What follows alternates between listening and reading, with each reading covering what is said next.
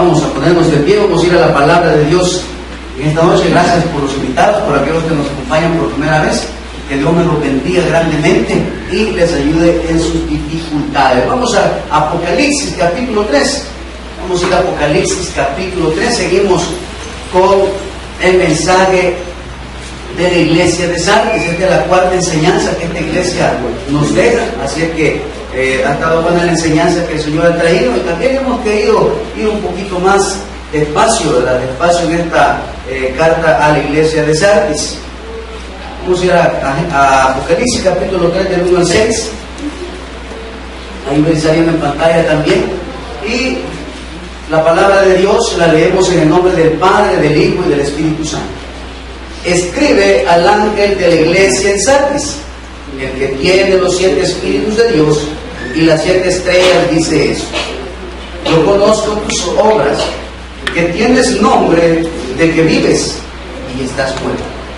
Sé vigilante y afirma las otras cosas que están para morir, porque no he hallado tus obras perfectas delante de Dios. Acuérdate pues de lo que has recibido y oído, guárdalo y arrepiéntete, pues si no velas, vendré sobre ti como ladrón y no sabrás a qué hora vendré sobre ti. Pero tienes unas pocas personas en Sardis que no han manchado sus vestiduras y andarán conmigo en vestiduras blancas, porque son dignas. El que venciere será vestido de vestiduras blancas, y no borraré su nombre del libro de la vida, y confesaré su nombre delante de mi Padre y delante de sus ángeles.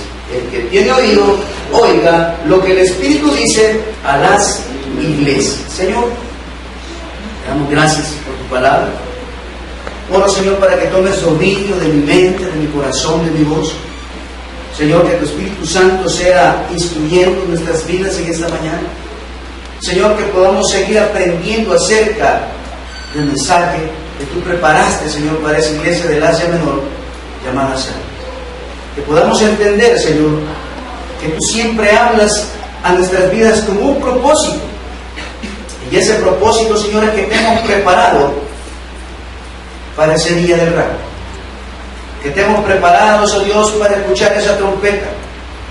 Que te hemos preparado, Señor, para que el día que tú arrebates a tu iglesia, nosotros podamos recibirte en el aire. Bendice tu palabra en esta mañana. En el nombre de Jesús. Amén y amén. Puede sentarse. Hemos venido hablando en estos 4 domingos acerca de la iglesia de Sardis. Una iglesia, oiga bien, que delante de Dios estaba muerta. Una iglesia llena de activismo, una iglesia llena de autosuficiencia y una iglesia llena de una buena economía. Pero dentro de una iglesia donde hay, oiga bien, una economía pujante, perdemos el área espiritual. Porque creemos con que ser autosuficientes ya no necesitamos de Dios. Y es cuando nosotros decimos que como cristianos, que pensamos que ya llegamos a la cúspide de nuestra bendición, que ya nos preparamos, que ya tengo un buen empleo, me alejo de Dios. Y empiezo a confiar en ¿qué? En lo que tengo. Entonces, Dios había visto esto en la iglesia de Sardis, que se creía una iglesia de autosuficiencia. ¿Por qué? Porque ellos eran productores de lana.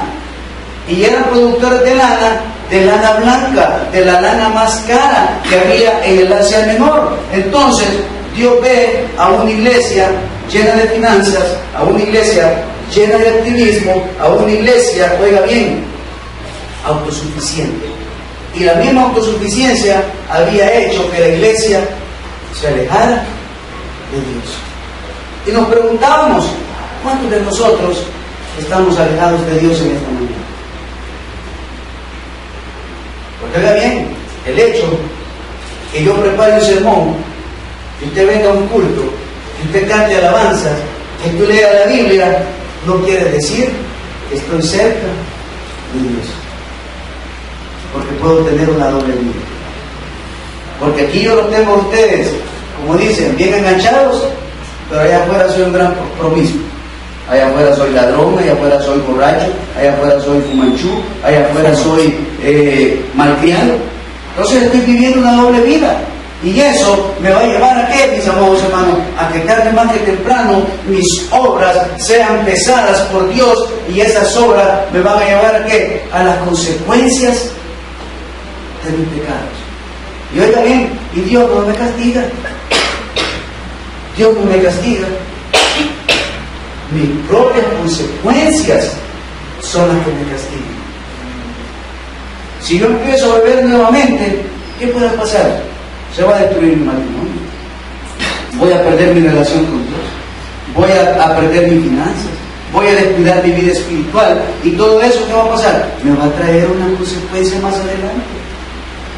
Si ahorita es bonito, porque ahorita yo me estoy gozando con la mujer que no es la mía, pero tarde más que temprano, esa relación fuera del matrimonio me va a traer una consecuencia.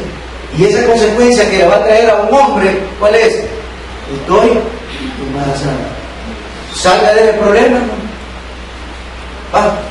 Si usted está casado, aquí no va, y la amante le dice, estoy esperando un hijo tuyo, ¿qué haría? ¿Cómo se sintiera?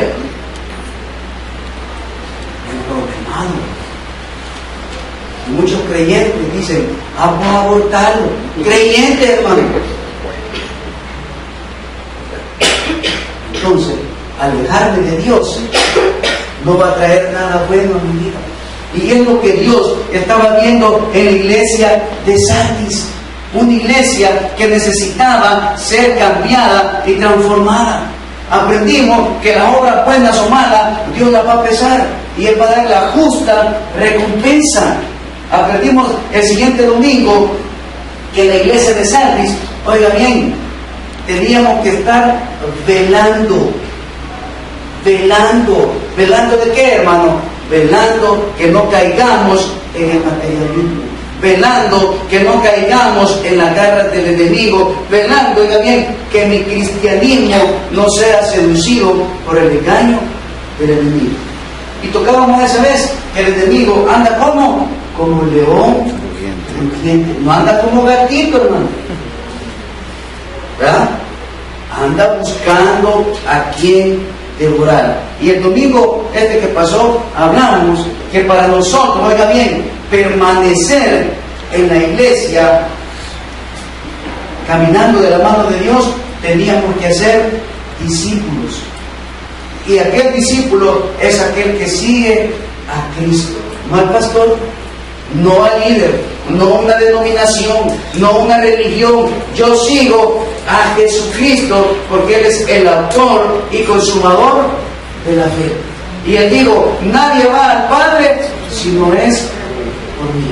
Entonces, a través de esta iglesia, Dios nos ha querido venir hablando para que usted y yo seamos diferentes. Y por eso dice en el versículo 3, acuérdate pues de lo que ha recibido y oído. ¿Qué ha escuchado usted de Dios? ¿Cuál fue el mensaje que llegó a su vida de parte de Dios? Fue un mensaje de restauración, fue un mensaje de cambio, fue un mensaje, oiga bien, de salvación para su vida y para su familia. Pero ¿cuántos de los que estamos aquí, yo soy salvo, pero mis hijos se van a ir al infierno? Porque eso pasa, hermano. Yo soy salvo, pero mis padres no tienen la seguridad que al morir, ¿a dónde van a ir? Entonces, Dios nos dice en el versículo 3, acuérdate pues de lo que has recibido y oído. ¿Y qué dice? Guárdalo. ¿Y qué dice? Y arrepiéntete. Y arrepiéntete. Y arrepentirse, ¿qué es, iglesia? Es dejar lo que estoy haciendo y seguir a Cristo. Y eso no lo van a ver, hermano, como decía el pastor Cortés, eso es siempre, todos los días hay algo de qué arrepentirse, pero no un arrepentimiento de diente a labio, sino un arrepentimiento de corazón. Perdóname, Señor, por este cigarro que me fumé. Pero al siguiente día pues no volvemos cigarro. Ese no es arrepentimiento, ese es remordimiento. Señor, perdóname porque volví a caer con esta mujer, Señor, perdóname, Señor. Pero al siguiente día yo le estoy hablando a la misma hora, en el mismo lugar, en el mismo restaurante, en el mismo cine, en el mismo lugar. Ese no es un arrepentimiento de mí. Eso es un remordimiento, oiga bien, que el mismo Espíritu Santo hace verme en mí y decirme que soy un sinvergüenza. Y la mejor prueba que podemos hacer, después que usted sale de bañarse en la mañana, si se baña, ¿verdad? Párese enfrente del espejo que tiene en el cuarto y véase y dígase, de plano que sí que somos sinvergüenza. Sí, hermano, ¿por qué? Porque el reflejo del espejo es lo que yo soy. Y es lo que yo voy a ver. Y es lo que la gente ve de mí. Y yo digo, de plano, tengo bien enganchado a los hermanos. Porque así son. Pero cuando yo vengo con un arrepentimiento genuino, Dios me va a guardar. Y por eso dice, y arrepiéntete. Dice que Sardis estaba a unos 50 kilómetros al sur de Tiatira, solo es parte del fondo histórico para que no se nos olvide. Sardis, oiga bien, quiere decir remanente, y remanente quiere decir que solo es una porción de personas. Que dentro de esa iglesia había una porción que sí estaba haciendo lo bueno y lo recto delante de Dios. Oiga bien, y si dice que es un remanente, es porque esas personas no habían perdido su visión de ver a quién, de ver a Jesús. Porque muchos de nosotros en nuestro cristianismo, oiga bien, tropezamos porque ponemos nuestra mirada en quién, en el hombre. Y el hombre es un ser imperfecto. Y el hombre es alguien que tiene mañas. El hombre es alguien que tiene debilidades. Y muchos creyentes ponemos la visión en el hombre, y cuando el hombre cae, me voy de la iglesia, dejo de seguir a Cristo. ¿Y que acaso Dios no falló? ¿Y que acaso Jesús no falló? No, mi amado hermano, falló el hombre. Pero aquí dice que había un remanente. También dice que Sardis es la zona más próspera que había porque ellos hacían las cosas del año. Y Dios tiene una alabanza para Sardis que está en el versículo 4 y dice, pero tienes, que dice, unas pocas personas, pero tienes, oiga bien, unos pocos en Sardis. Son poquitos, pero esos poquitos tienen un determinado número. Como quiera los que estamos reunidos acá, de todos los que estamos aquí, ¿quiénes son salvos? Amén. ¿Y quién da testimonio de que yo soy un hijo de Dios? El Espíritu Santo de Dios. Entonces, oigan bien, el único que verdaderamente sabe si yo soy salvo, soy yo, y ese es el Dios. Y usted se va a la Biblia y dice, por sus frutos los reconoceréis. Examina sus frutos, y si usted tiene buenos frutos dignos de arrepentimiento, entonces usted está seguro de su salvación. Si no, solo somos simpatizantes del Evangelio. Si no, solamente soy un oidor. Solo soy alguien que me congrego, pero verdaderamente todavía no tengo a Cristo en mi corazón. Entonces, dice que la palabra pocos viene de la palabra griega, ¿está bien? Onomata. Y esa palabra onomata significa nombres.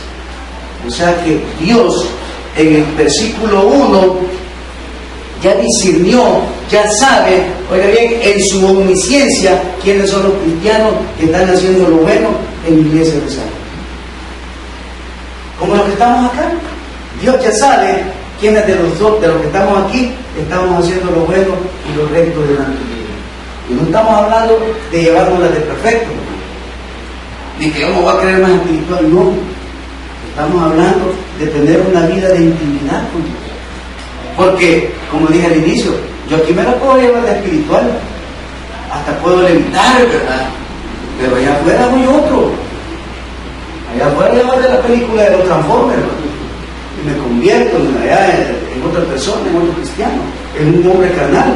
Entonces, Dios ya sabe que hay nombres específicos dentro de la iglesia de Sardis. Y dice que había un número específico de personas, como lo vemos en las siguientes citas bíblicas. Vamos a Hechos capítulo 1. Hechos capítulo 1, búsquenlo para que lo subrayen. Y también va a salir en pantalla en breve momento.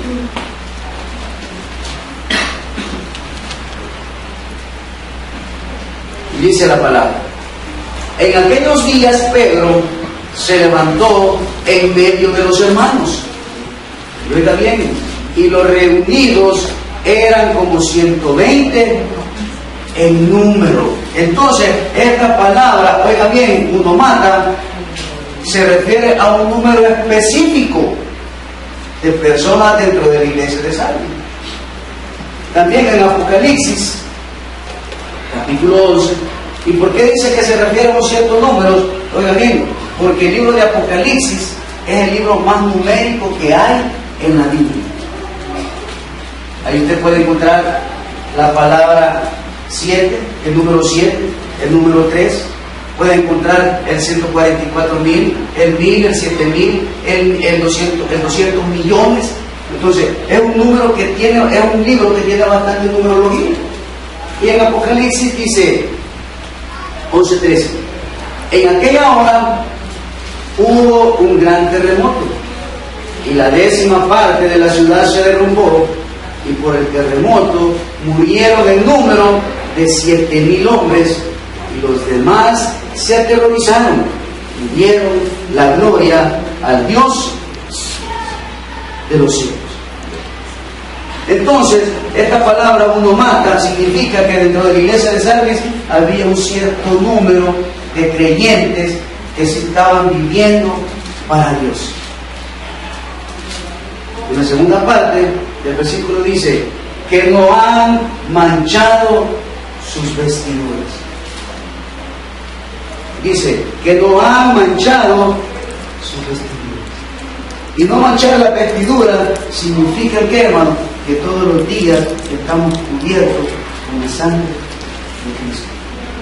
Y que yo estoy esmerándome por ser un creyente verdadero. Que yo estoy esmerándome, oiga bien, hermano, por demostrarle a las personas que Cristo está haciendo un cambio progresivo en mi vida. El Espíritu Santo me santifica todos los días. Y según la santificación, hay 3 momentos: la santificación inicial, la santificación progresiva y la santificación final. ¿Cuál es la inicial? Cuando yo recibo a Cristo con todo mi corazón.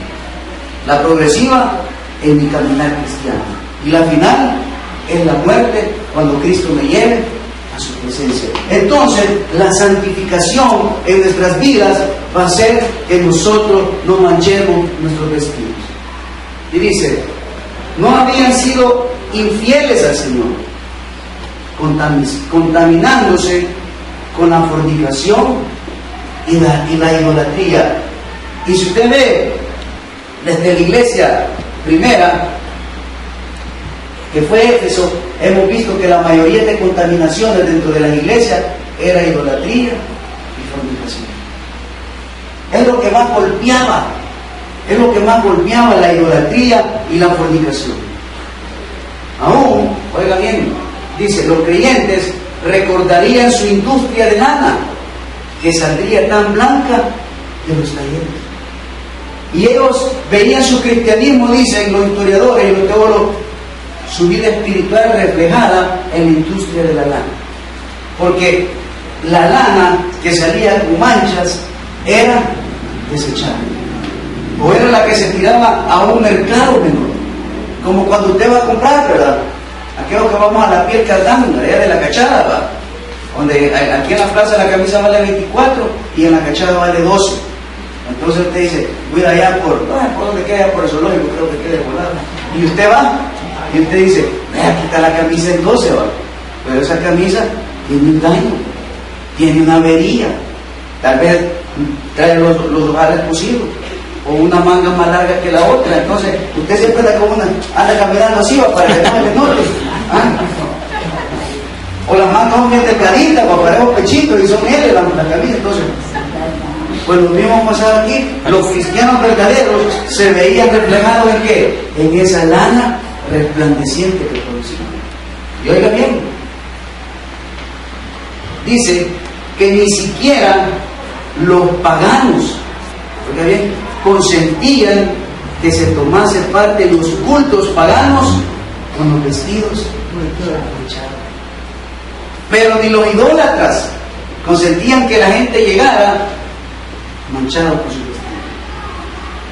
Entonces, Dios requiere de una iglesia, oiga bien, que estemos sin mancha delante de Dios.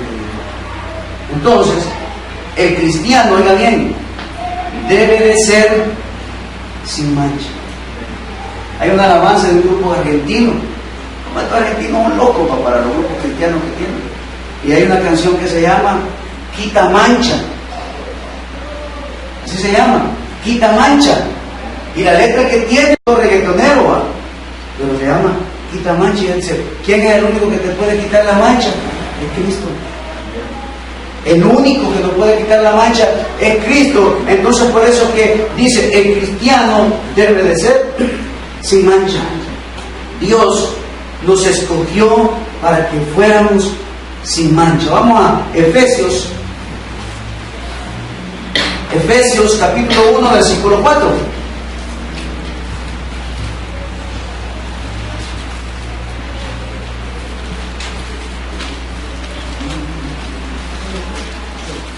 Dios nos ha escogido para que fuéramos sin manchas. Y Efesios 1:4 dice, según nos escogió en Él antes de la fundación del mundo, para que fuesen santos y sin mancha delante de Él. ¿Quién nos escogió para Él antes de la fundación del mundo? Dios. Dios nos escogió. ¿Y dónde nos escogió? En la eternidad, hermano. Lo que dije al principio. Cuando Dios ya sabía que el hombre iba a caer y trajo una salida para la humanidad. Pero también dice, Dios nos escogió para que fuéramos sin mancha, Filipenses 2:15. Filipenses 2:15. Y dice, oiga bien, para que seáis irreprensibles y sencillos, hijos de Dios sin mancha, en medio de una generación maligna y perversa, en medio de la cual resplandecéis como luminares en el mundo. ¿Y qué dice, hermano? Para que seáis irreprensibles. Y la palabra irreprensible, oiga bien, es que no le tengan pateada la cola. Irreprensible es que tú tengas una olla de barro con un líquido hirviendo y no tenga orejas con que agarrarla. Entonces, oiga bien, el cristiano debe ser sin mancha. Entonces para ello tengo que ser irreprensible, sencillo. Mira lo que dice, en medio la cual resplandecéis, como dice, como luminares, como luz. Entonces, oiga bien, aunque no nos guste, la sociedad espera de ver en ustedes y en mi vida una luz, hermano. Una luz. Alguien que pueda generar un cambio en su entorno. Pero como lo decimos muchas veces, a veces los cristianos somos los más negativos. A veces los creyentes somos los más problemáticos. A veces los creyentes somos los más conflictivos. Los creyentes, oigan bien, en el volante somos los más salvajes. Nos pesa el pie y ahí vamos en la calle como que vamos locos. Pero ¿qué dice? Tenemos que ser irreprensibles. Entonces, el cristiano debe de ser sin mancha. Y oiga bien. Y dice que su iglesia, también debe de ser sin mancha. Vamos a Efesios, capítulo 2, versículo 27.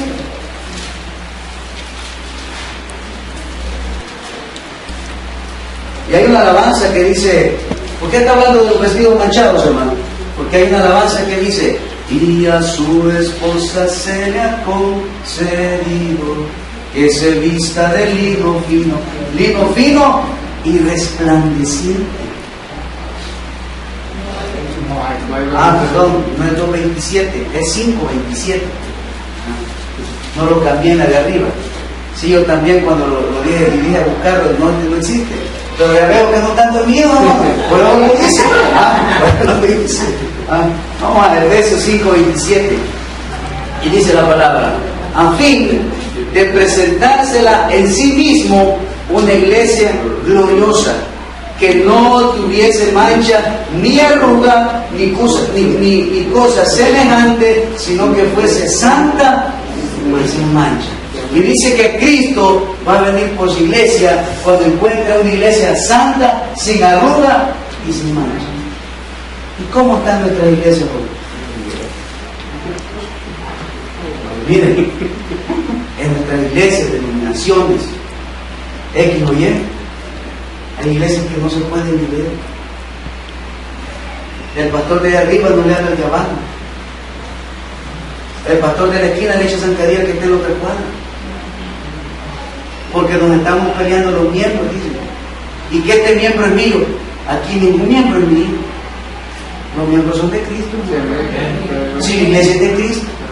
Y por eso dice que el Señor retarda su venida, porque es para venir cuando la iglesia esté unida, sin mancha, sin arruga. Pero ahorita muchas de nuestras iglesias están desunidas.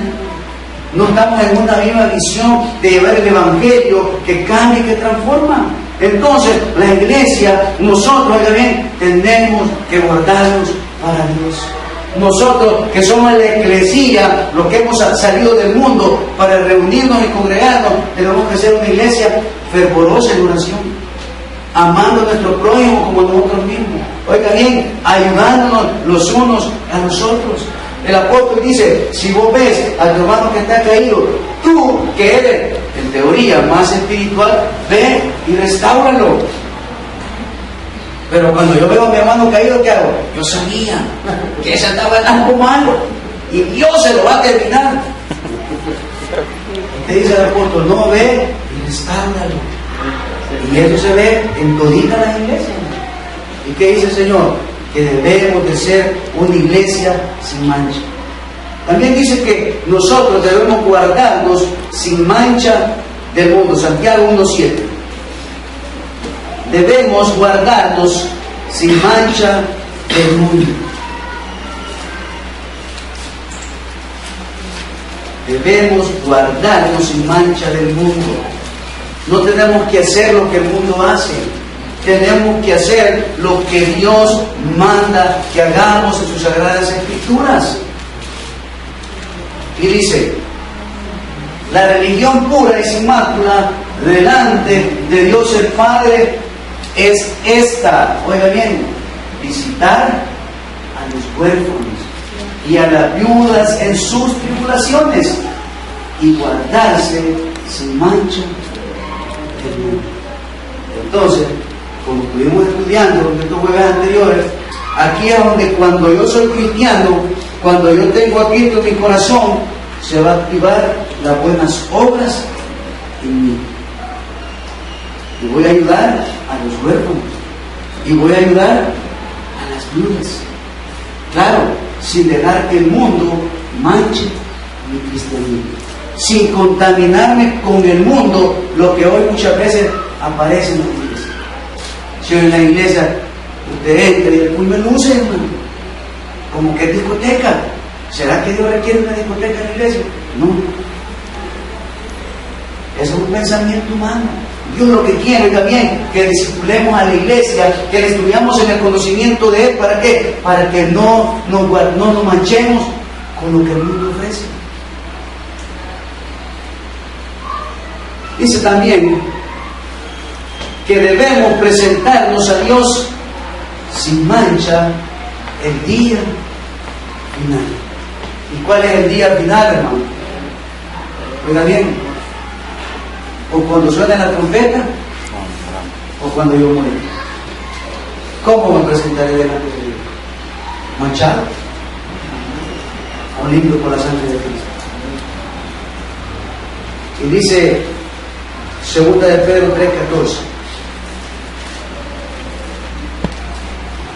por lo cual, oh amados, le está hablando a la iglesia, no le está hablando a los de afuera, le está hablando a la iglesia, estando en espera de estas cosas.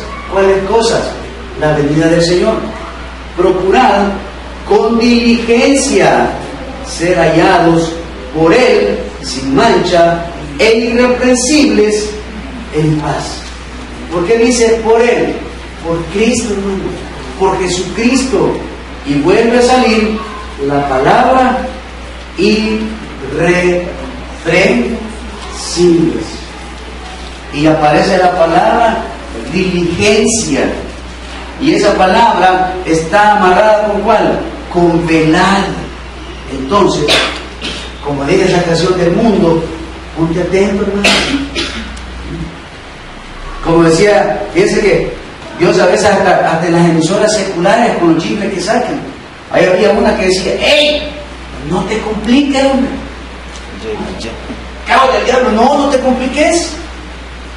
No fue casualidad que escucharas en la radio de un autobús o carro que te subiste y salió el chico que decía: no te compliques. Dios te está hablando. ¿Por qué? Porque estamos enredados. Pero muchos de nosotros no escuchamos lo que Dios tiene para nosotros. Y Judas, versículo 24, dice de la siguiente manera: y aquel que es poderoso para guardaros sin caída y presentaros sin mancha delante de su gloria con gran alegría. Entonces, el único que puede limpiarme, restaurando, quitando mis manchas, quitando la contaminación de pecado, quitando la adicción al mundo, es Jesucristo. Es el único. ¿A través de qué? De esa gracia irresistible que Él derramó, ¿dónde, hermano? En la cruz del Calvario. Esa gracia irresistible que Dios le da al ser humano para que sea justificado, para que sea santificado, para que sea renovado y tenga una vida eterna a través de Jesucristo nuestro Señor. Entonces, la iglesia de Sardis, oiga bien, estaba recibiendo un mensaje fulminador. Estaba recibiendo un mensaje que no tiene vuelta atrás, hermano. Como muchos de nosotros, Dios nos ha hablado de muchas maneras durante toda esta semana y nos ha hablado porque no podemos seguir viviendo en el pasado. Dios ha venido hablándonos, ¿para qué? Para que cambiemos nuestros estilos de vida. ¿Quiénes durante toda la semana escuchan uno o dos o tres mensajes? A través de la radio, a través de la televisión, una alabanza. ¿Dios cree que no le puede hablar a través de una alabanza? Claro que sí. Pero ¿cuántos de nosotros, y oiga bien, y cuando Dios nos está hablando, hasta sentimos algo en el corazón, una pesadez en el corazón, pero no cambia? Y es lo mismo que le estaba pidiendo a la iglesia de Sal. Pero Dios en esta mañana, oiga bien, quiere que nosotros caminemos con el Señor. Y dice en la tercera parte del versículo 4: y andarán conmigo en vestiduras blancas. Entonces, si yo soy un discípulo de Cristo, ¿cómo voy a andar? Con vestiduras blancas. Yo voy a andar caminando con Dios. Y los primeros que van a echar de ver que soy un discípulo de Jesús, ¿quiénes son? Mi familia. Así le decía yo a alguien: oye bien, vos no tenés que desmayar, vos tenés que seguir. Y en la medida que Dios vaya impactando tu vida, en la medida que Dios te vaya tallando, te vaya puliendo, tu familia te va a seguir. ¿Por qué? Porque nuestra familia espera ver que a alguien diferente, que ya no sea el mismo gritón, que ya no sea el mismo de migrante para mi esposa, que ya no le siga diciendo que vos no trabajás, si yo soy la cara. No, hermano. Cuando, oiga bien, cuando nuestra familia empieza a ver ese cambio en nosotros, entonces la palabra va a ser efectiva en la vida de quién, de ellos. Y por eso dice la palabra, oiga bien, que serás salvo tú y tu casa. Pero para que mi casa sea salva, yo tengo que transmitirle con qué, con el ejemplo. Es bien fácil decir al niño leer la Biblia, va. Mono burro leer la Biblia. Y el niño, ¿por qué no respeta? No nos dice, a puro burro vos también, papá. ¿Por qué no la lees? No sea malteado, le decimos al niño. Y nosotros solo somos de fe para arriba. A la niña no le pega y solo dándole a la señora paz. ¿A quién no le va a golpear a la niña? Y el Señor la agarra como que de eso saca de golpear. Pero ¿qué dice? Y andarán conmigo vestidos de blanco. Esta promesa es únicamente, oiga bien, para aquellos que no se han contaminado con las actitudes y prácticas de este mundo, no han manchado sus vestiduras.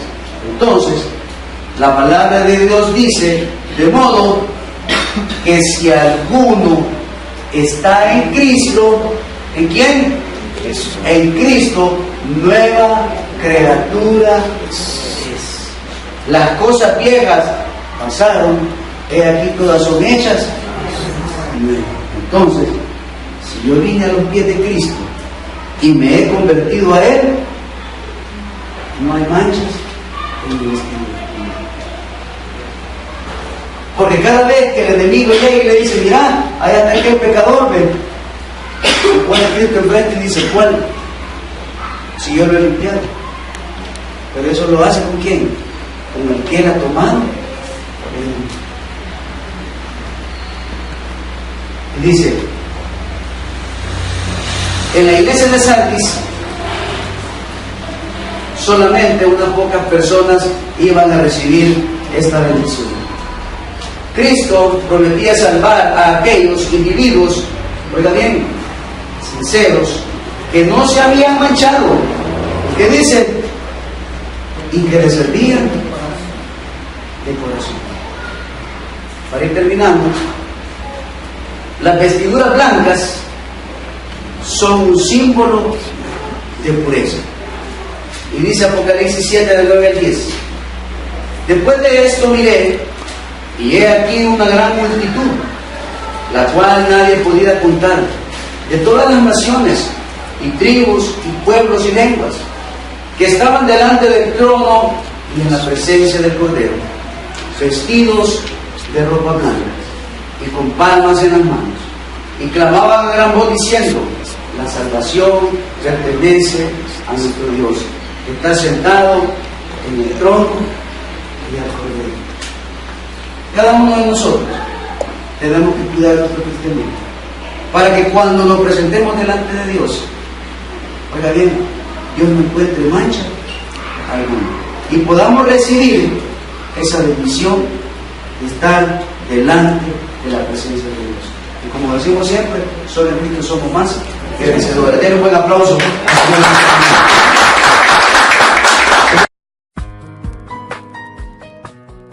Amado hermano, si quieres aceptar a Jesús como tu único Salvador personal, te invitamos a repetir la siguiente oración. Señor Jesús, reconozco que he pecado contra ti, debido a que perdones todos mis pecados. Yo creo que tú moriste por mí en la cruz, resucitando al tercer día para lavar mis pecados y sanar todas mis heridas. Señor Jesús, hoy te entrego mi vida y abro las puertas de mi corazón para que tú me transformes. Yo confieso que tú eres Dios y te acepto en mi vida como Salvador personal. Lávame con tu sangre preciosa y escribe mi nombre en el libro de la vida. En el nombre de Jesús. Amén. Si repetiste esta oración, Te invitamos a que te congregues a la iglesia cristiana más cercana o busque ayuda con algún amigo o familiar que sea creyente y te pueda orientar en esta nueva etapa de tu vida. Felicidades, has tomado la mejor decisión.